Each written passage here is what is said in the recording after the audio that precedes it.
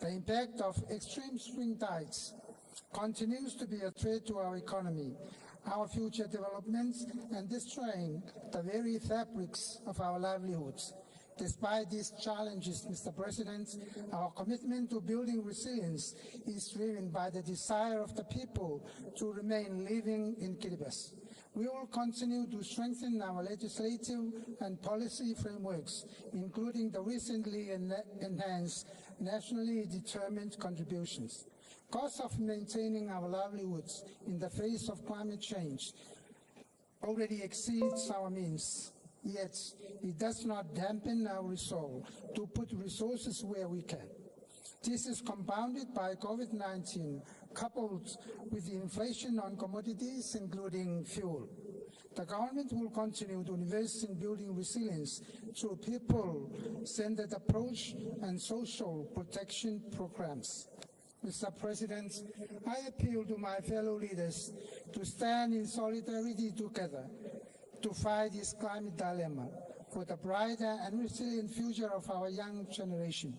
We must be held accountable to our climate finance commitments and achieve 1.5 degrees Celsius to save our shared home. Action begins here and now before it is too late.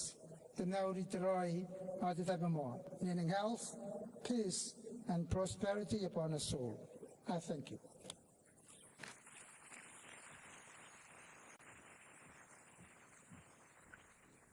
I thank you, Your Excellency, for your statement. It is now my pleasure to welcome His Excellency Mr. William K. Ruto, President of Kenya, speaking on behalf of the African Group. Your Excellency, you have the floor.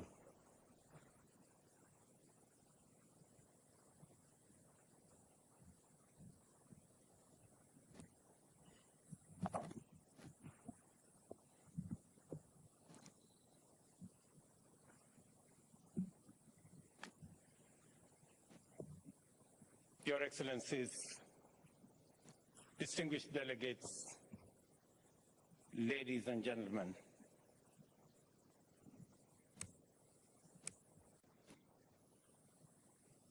we come together for the 27th annual climate meeting 30 years after the adoption of the UN Framework Convention on Climate Change in 1992, 25 years since we adopted the Kyoto Protocol in 1997, and 7 years following yet another historic milestone, the Paris Agreement adopted in 2015. When the convention was adopted in 1992, global emissions were approximately 27 gigatons annually. This has risen to about 40 gigatons, while carbon dioxide accumulation in the atmosphere has also steadily increased. For the past 8 consecutive years, documented by the UN to be the hottest years in recorded history, each new year has been hotter than the previous year. The whole world is reeling from the staggering impact of climate change.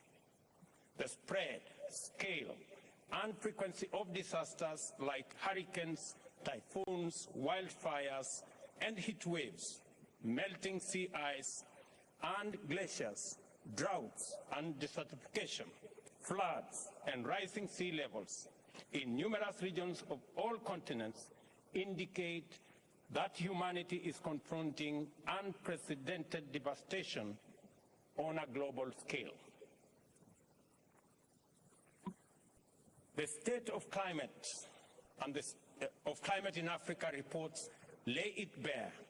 High water stress is estimated to affect about 250 million people in Africa and is expected to displace up to 700 million people by 2030. In the past 50 years, drought-related hazards have claimed the lives of over 500,000 people and led to economic losses of over $70 billion in the region. More than 1,000 flood-related disasters were reported involving more than 20,000 deaths in Africa alone over this period. It is estimated that by 2050, climate impacts could cost African nations US dollars 50 billion annually. The Horn of Africa region, including Kenya, is experiencing the worst drought in 40 years, 2 consecutive years with